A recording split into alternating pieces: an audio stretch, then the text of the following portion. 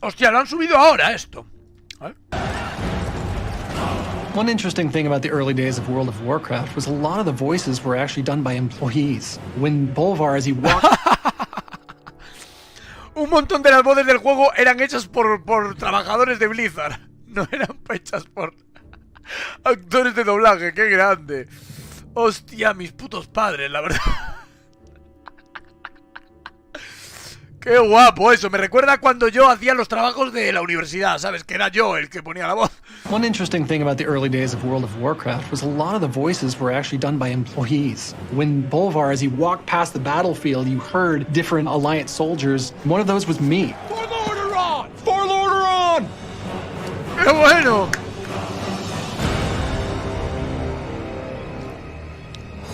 Hi, I'm Taryn Gregory, lead cinematic narrative designer for World of Warcraft. Today Lead cinematic nerd. Hi, I'm Taryn Gregory, lead cinematic narrative designer for... Lead cinematic nerd. Taryn Gregory, lead cinematic narrative designer for Spoiler, World of Warcraft. dice. Today we're going to be talking El about que no la haya visto ya. Wrath of the Lich King, more specifically, in-game cinematics and how they came to be. Warcraft 3 actually ended on a cliffhanger. Arthas claimed Frostmourne, and it claimed his soul. Wow, and it is qué guapo. here where the spire of Ice-Crowned Citadel towers over the frozen wastes. The story will continue in World of Warcraft. Blizzard has always had a legacy of just great cinematics. The video team had a lot of fun putting together these gameplay trailer moments, including the Black Temple, Zulaman, the Sunwell, and even side projects like Nomergon News. I love Nomergon News, it's so good. But the creative leadership team of World of Warcraft began to see these as having greater potential. So we looked Joder, que me está dando una chapa. to in-game cinematics for the first time. Well, they came to us with a script, and it was evident from the pages that this was a major moment. This was the first time that the Lich King would confront the players in the flesh. I will show you the true meaning of fear. So we Qué started guapo. storyboarding with our storyboard artist, actually drawing pen on paper, and created over 400 line drawings, and it revealed just the sheer scope of the complexity of the project. So now a handful of video artists are given an exciting and almost terrifying opportunity to make a cinematic using the in-game engine. But Wow. the engine really wasn't designed to do it. There'd never been any cinematic expressions in World of Warcraft, with the exception of these gameplay trailers that we've been putting together. So we were Claro, gonna have porque to tenéis get que diferenciar la cinemática in-game de la cinemática de promoción. La cinemática de promoción es puramente en 3D. La cinemática in-game son personajes animados. ¿Entendéis? O sea, no es lo mismo. No es lo mismo. O sea, tú en la cinemática in-game utilizas a los personajes moviéndose, rotando, tal. O sea, es como si fuese dentro del juego. ¿Sabes? Es como una recreación dentro del juego. ¿Entendéis? Pero en el escenario y en el plano de la cámara que se puede mover libre de la creación 3D. Pero de in-game. ¿Sabes? O sea, es distinto el proceso. Innovative. We were going to have to try new things, and we ended up doing a whole lot with the engine we never thought was possible. The very, very most important part of any filmmaker's toolkit Mira cuántos is frames le iba a la cámara, Mira cuántos frames le iba al juego. the very, very most important part of any Le va más petado, chaval, en 2000. Esto será 2008, 2009, 2010. filmmaker's toolkit is the Le iba más camera. petado. And we really hadn't had any camera technology yet. One hookup was created that was actually called Commentator. Esports in WoW were in its early days, but they needed the ability to have a really good camera to follow the action. And so the Commentator hookup in the game engine gave us the opportunity to write a WoW add-on called Camera Guy, just like your damage meters, just like your UI. And this tool guapo. allowed us to do things we'd never done before in the engine. We could pilot a camera through, and it could buffer and smooth the actions, and then we could play that path back again, which allowed us to record a background, a foreground, a midground, layer them together. This is what allows us to up the visual fidelity and really get depth in our scenes, and it produced some pretty good results. Even 14 years later, the fundamentals of Camera Guy and our add-ons are still used by our video department to capture in-game material. Qué guapo. So the Wrathgate was ultimately the confrontation of three armies. Any fighting that you see on screen was NPCs that we specifically created to fight each other. But if we actually needed them to move from point A to point B, we didn't have the technology to do this yet. So what did we use? People. We actually had up to 40 quality assurance testers that would join us on voice chat. No and we'd get them jodas! together, and they would take their places. 1, 2, 3 action, and they would run from here to there, run from here to there. Sometimes we'd have Pues literalmente estaban haciendo roleplay. Literalmente una guild de roleplay. Es literalmente una guild de roleplay.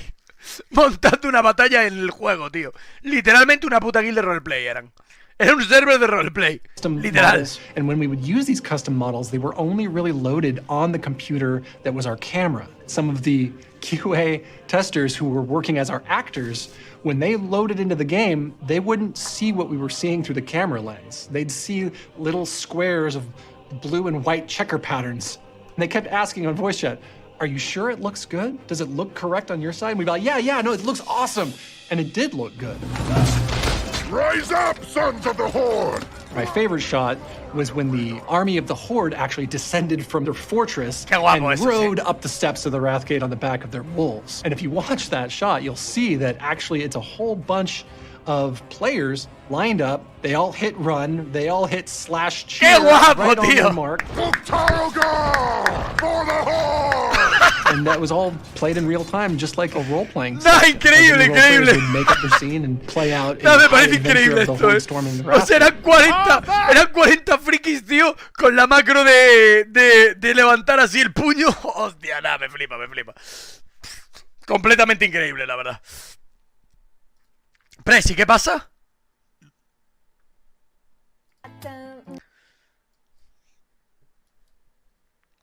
¿Qué dijo el Presi? ¿Pegarías a este bebé por conocer a Messi?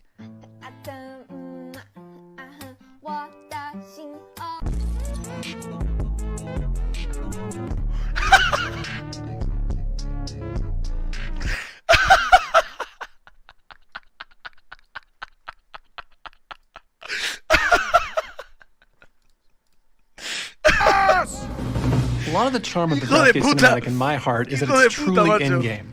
And keeping it in that art style, I think, is Me voy a comer un valuable donut, ¿vale? to create a more ¡Cállate! immersive experience for the player. That's not to say that we didn't do some cosmetic work on the characters. We actually up-resed the feature characters of the Wrathgate quite a lot. Before the character models were redone in Warlords of Draenor, the human male face had eyes with 6 sides on the pupils and didn't even have teeth. And we had to do a lot of work around that area to make it deform in a satisfying way. But we did it in a way that it didn't move away from exactly what you thought the characters looked like.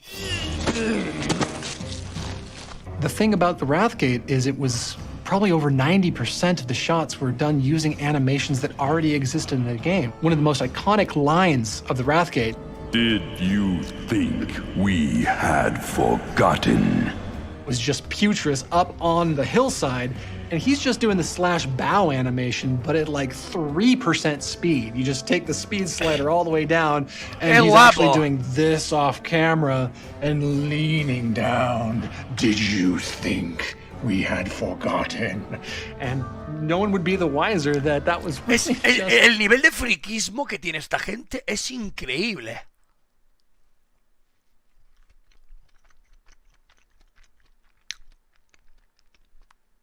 Son unos auténticos fricardos. Me representan, la verdad. An emote. This one shot where Bolvar is running into the frame and uppercutting the undead. If you could actually pull that shot apart, you could see that it was a hard swap from one animation to the other, just covered up by that foreground object. We used a lot of tricks to make sure that we could use the in-game animations effectively. My team started getting really innovative with the vehicle tech. This was a new technology. ¡Qué cabrones! O sea, hicieron que pasase una persona por delante porque no podían hacer la animación. Que la transición, digamos. Hostia.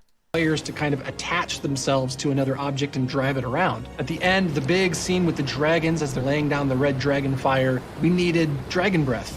Instead of doing it traditional composite methods, we ended up making a vehicle out of the fire on the ground. The pillar of fire breath would sit in the seat of the fire, and then the dragon would attach to the pillar of flame.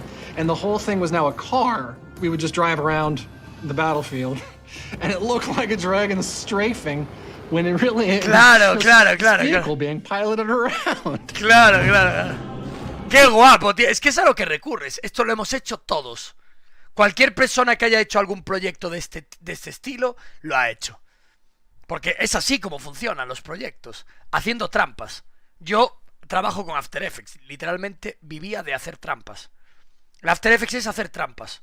Con el puto ordenador, con el programa. Es hacer trampas para que cosas que parezcan verdad, pero que no son verdad. Y hacer trucos con eso, moviendo elementos en la pantalla para que parezcan reales. Es literalmente eso. Es resolver de esta forma es como lo hacemos todos. Haciendo putas trampas, porque hay efectos que no existen como tal. Entonces tienes que unir varios efectos para que parezca. ¿Sabes? O sea, no tiene más. One of the things that made the Wrathgate so memorable is that it wasn't just the cinematic. And one of the coolest things that supported the Wrathgate was the new technology of phasing. When phasing technology came online, the events of the movie actually transpired in the game. And seeing how dynamic the world had become before and after was completely new. And phasing is the technology that allows this to happen. As the Wrathgate started coming together, it actually inspired the content and quest design team to look to what needed to happen in the aftermath. We needed to follow through on the events of the Wrathgate now, immediately, right in the quest follow-up. And that's how the battle for the Undercity came to be. As things come online and other designers see what other people are working on, it can reflect and push the story forward. Soon we march upon our fallen city and reclaim it. Death to the Scourge and death to the living! When the Wrathgate first went live in that beta program and we started getting the feedback, and it was some of the most positive feedback we'd received, all the hard work we'd done was paying off. This changed World of Warcraft. It made it feel more immersive, like the story was coming to life. And it had a profound effect moving forward in World of Warcraft. Through all subsequent updates, in-game cinematics became a major staple of all major moments in the game. Yeah, but I will never forget my experience working on the Wrathgate, the wonderful crew who worked on it with me, and how much it meant to me as a player, as a fan, as someone who just loves Warcraft. And even 14 years later, and dozens of in-game cinematics that have come in the aftermath, there's nowhere else I'd rather be. There's nothing I'd rather be working on. Loktargar! Thanks for taking this trip down memory lane with me, and I really hope to see you in Northrend. Take care. Qué guapo este vídeo, ¿eh? Qué guapo este vídeo, ¿eh? Para entender un poquito mejor lo que acabamos de ver. Es un buen vídeo para entender un poquito mejor lo que acabamos de ver y el trabajo que hay detrás. Porque este vídeo es antiguo de cojones, tío.